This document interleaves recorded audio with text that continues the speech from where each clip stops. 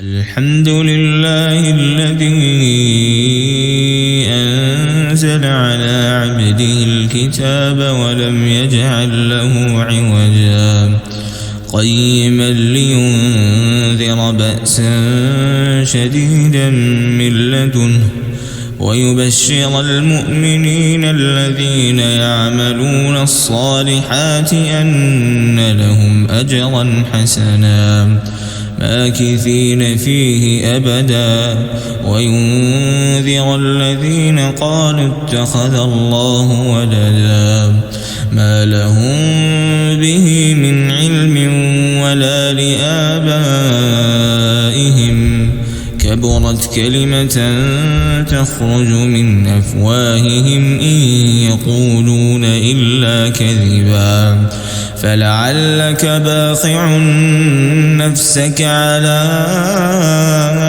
آثارهم إن لم يؤمنوا بهذا الحديث أسفا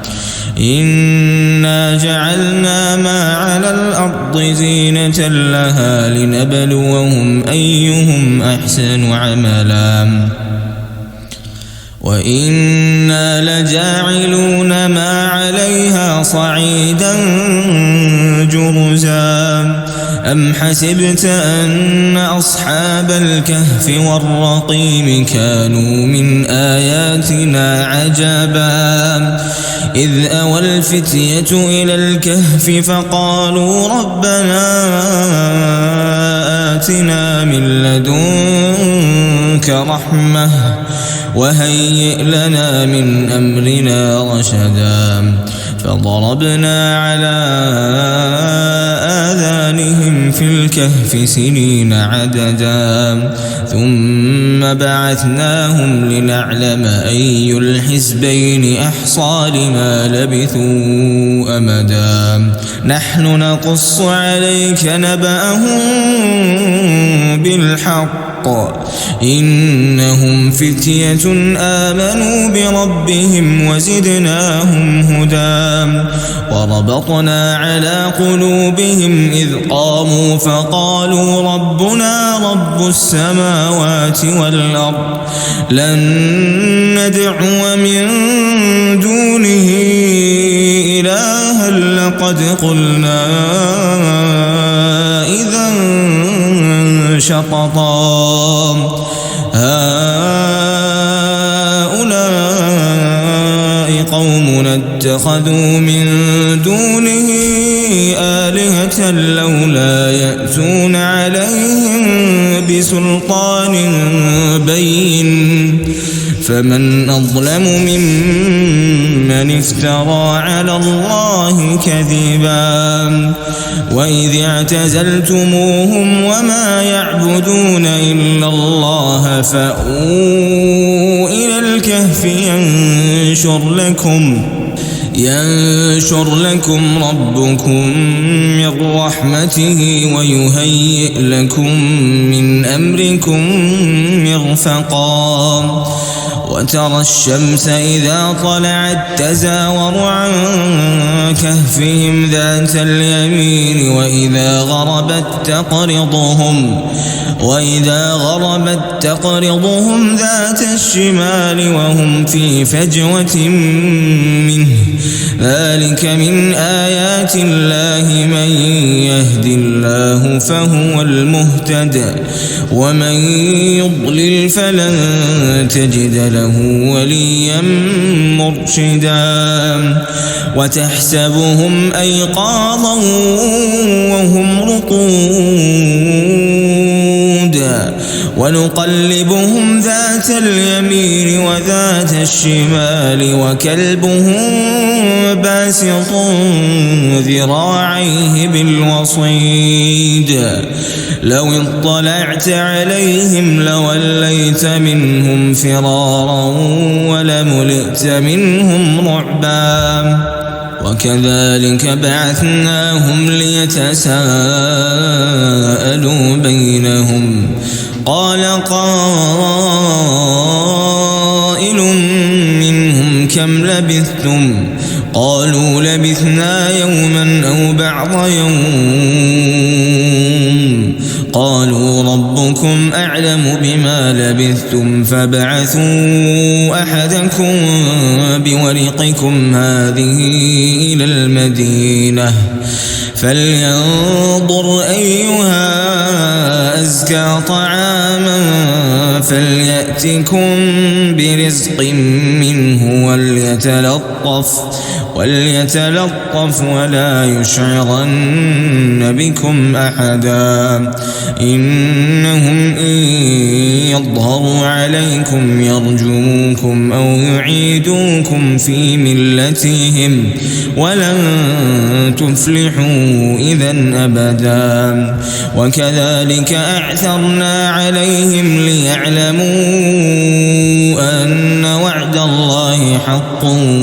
وأن الساعة لا ريب فيها إذ يتنازعون بينهم أمرهم فقالوا ابنوا عليهم بنيانا ربهم أعلم بهم قال الذين غلبوا على أمرهم لنتخذن عليهم مسجدا سيقولون ثلاثة رابعهم كلبهم ويقولون خمسة سادسهم كلبهم رجما بالغيب ويقولون سبعة وثامنهم كلبهم قل ربي أعلم بعدتهم ما يعلمهم إلا قليل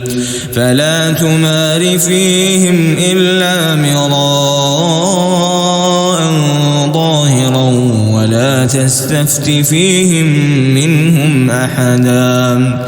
ولا تقولن لشيء إني فاعل ذلك غدا إلا أن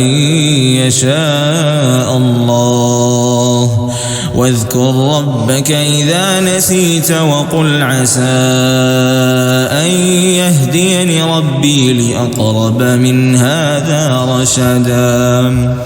ولبثوا في كهفهم 300 سنين وازدادوا 9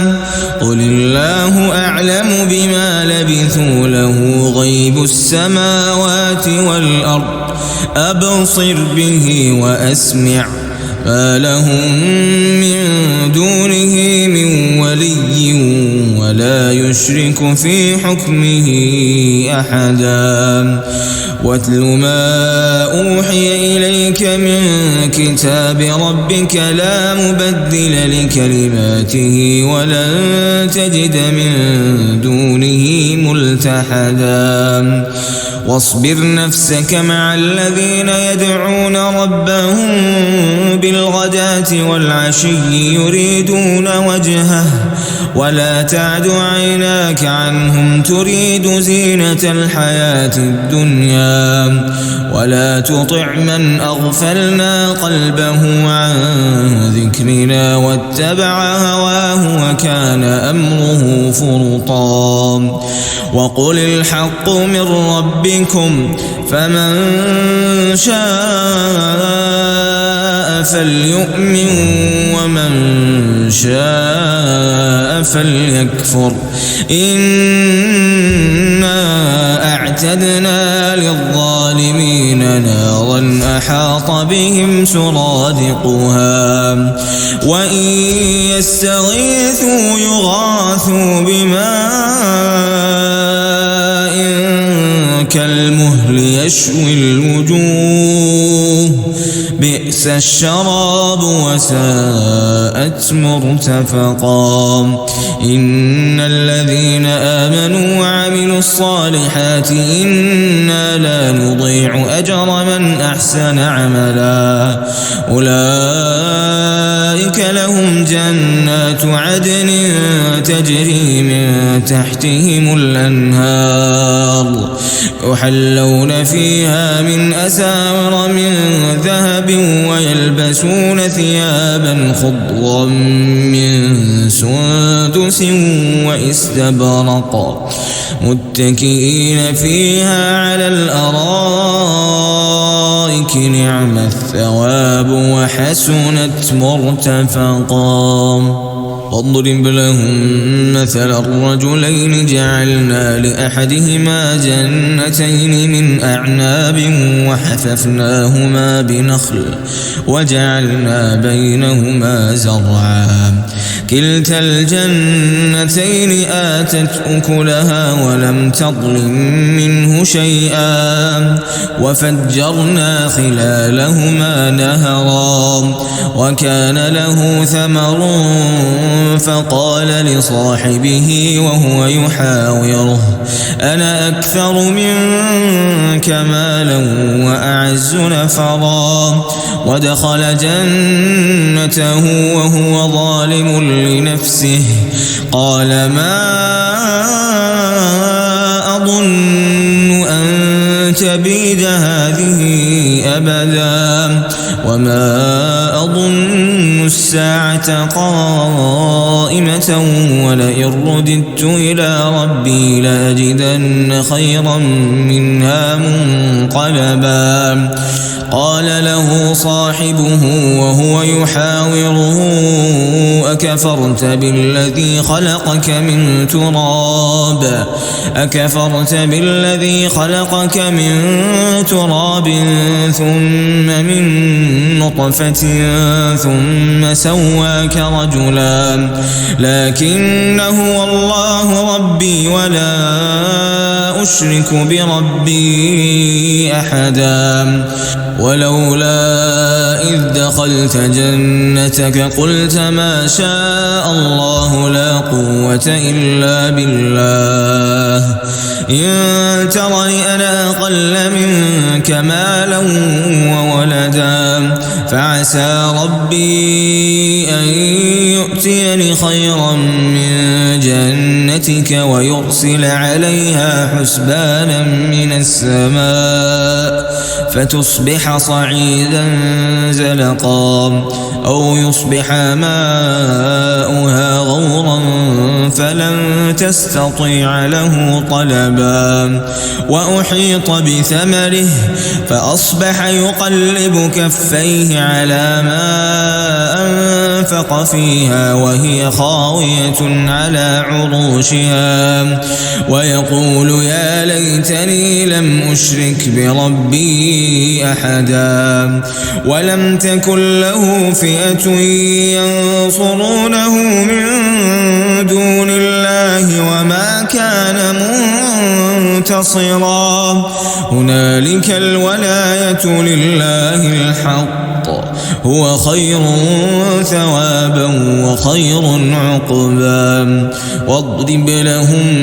مثل الحياة الدنيا كماء إن أنزلناه من السماء فاختلط به نبات الأرض فأصبح هشيما تذروه الرياح وكان الله على كل شيء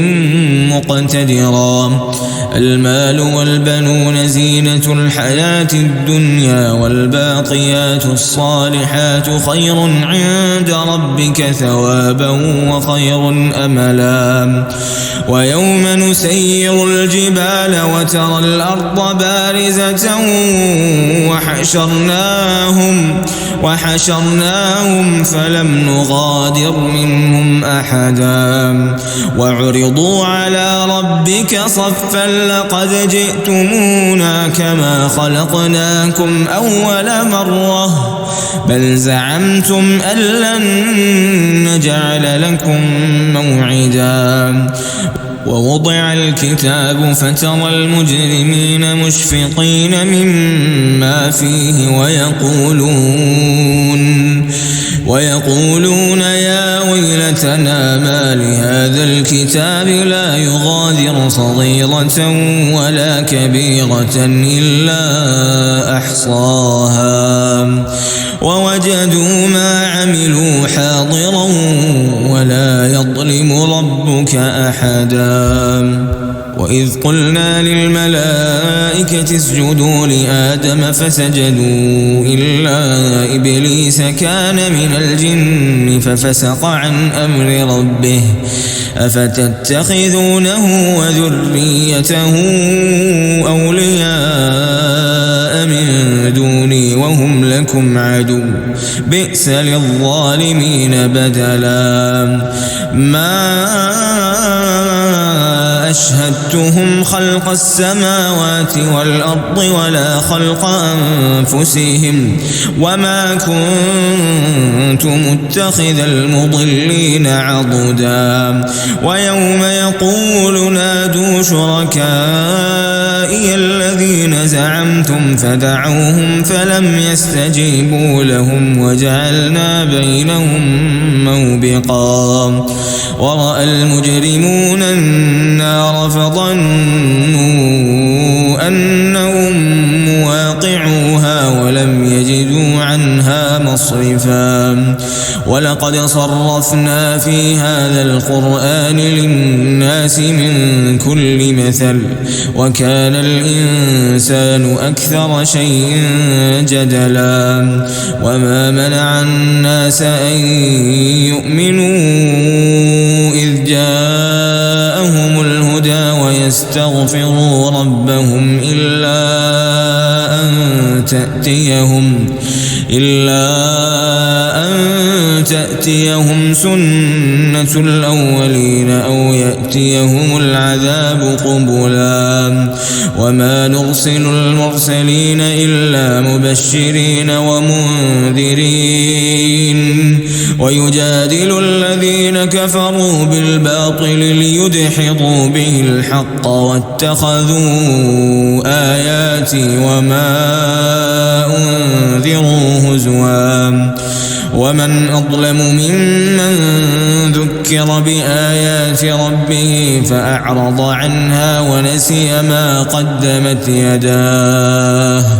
إنا جعلنا على قلوبهم أكنة أن يفقهوه وفي آذانهم وقرا وإن تدعهم إلى الهدى فلن يهتدوا إذا أبدا وربك الغفور ذو الرحمة لو يؤاخذهم بما كسبوا لعجل لهم العذاب بل لهم موعد لن يجدوا من دونه موئلا وتلك القرى أهلكناهم لما ظلموا وجعلنا لمهلكهم موعدا وإذ قال موسى لفتاه لا أبرح حتى أبلغ مجمع البحرين أو أمضي حقبا فلما بلغا مجمع بينهما نسيا حوتهما فاتخذ سبيله في البحر سربا فلما جاوزا قال لفتاه آتنا غداءنا لقد لقينا من سفرنا هذا نصبا قال أرأيت إذ أوينا إلى الصخرة فإني نسيت الحوت وما أنسانيه إلا الشيطان أن أذكره واتخذ سبيله في البحر عجبا قال ذلك ما كنا نبغي فارتدا على آثارهما قصصا فوجدا عبدا من عبادنا آتيناه رحمة من عندنا وعلمناه من لدنا علما قال له موسى هل أتبعك على أن تعلمني مما علمت رشدا قال إنك لن تستطيع معي صبرا وكيف تصبر على ما لم تحط به خبرا قال ستجدني إن شاء الله صابرا ولا أعصي لك أمرا قال فإن اتبعتني فلا تسألني عن شيء حتى أحدث لك منه ذكرا. فانطلقا حتى إذا ركبا في السفينة خرقها قال أخرقتها لتغرق أهلها لقد جئت شيئا إمرا. قال ألم أقل إنك لن تستطيع معي صبرا. قال لا تؤاخذني بما نسيت ولا ترهقني من أمري عسرا. فانطلقا حتى إذا لقيا غلاما فقتاله قال أقتلت نفسا زكية بغير نفس لقد جئت شيئا نكرا. قال ألم أقل لك إنك لن تستطيع معي صبرا. قال إن سألتك عن شيء بعدها فلا تصاحبني قد بلغت من لدني عذرا. فانطلقا حتى إذا أتيا أهل قرية استطعما أهلها فأبوا أن يضيفوهما فوجدا فيها جدارا يريد أن ينقض فأقامه. قال لو شئت لاتخذت عليه أجرا. قال هذا فراق بيني وبينك سأنبئك بتأويل ما لم تستطع عليه صبرا. أما السفينة فكانت لمساكين يعملون في البحر فأردت أن أعيبها وكان وراءهم ملك يأخذ كل سفينة غصبا. وأما الغلام فكان أبواه مؤمنين فخشينا أن يرهقهما طغيانا وكفرا فأردنا أن يبدلهما ربهما خيرا منه زكاة وأقرب رحما. وأما الجدار فكان لغلامين يتيمين في المدينة وكان تحته كنز لهما وكان أبوهما صالحا فأراد ربك أن يبلغا أشدهما ويستخرجا كنزهما رحمة من ربك وما فعلته عن أمري ذلك تأويل ما لم تسطع عليه صبرا. ويسألونك عن ذي القرنين قل سأتلو عليكم منه ذكرا. إنا مكنا له في الأرض وآتيناه من كل شيء سببا فأتبع سببا حتى إذا بلغ مغرب الشمس وجدها تغرب في عين حمئة ووجد عندها قوما. قلنا يا ذا القرنين إما أن تعذب وإما أن تتخذ فيهم حسنا. قال أما من ظلم فسوف نعذبه ثم يرد إلى ربه فيعذبه عذابا نكرا. وأما من آمن وعمل صالحا فله جزاء الحسنى وسنقول له من أمرنا يسرا. ثم أتبع سببا حتى إذا بلغ مطلع الشمس وجدها تطلع على قوم لم نجعل لهم من دونها سترا. كذلك وقد أحطنا بما لديه خبرا. ثم أتبع سببا حتى إذا بلغ بين السدين وجد من دونهما قوما لا يكادون يفقهون قولا قالوا يا ذا القرنين إن يأجوج ومأجوج مفسدون في الأرض فهل نجعل لك خرجا على أن تجعل بيننا وبينهم سدا قال ما مكني فيه ربي خير فأعينوني بقوة أجعل بينكم وبينهم ردما آتوني زبر الحديد حتى إذا ساوى بين الصدفين قال انفخوا حتى إذا جعله نارا قال آتوني أفرغ عليه قطرا فما استطاعوا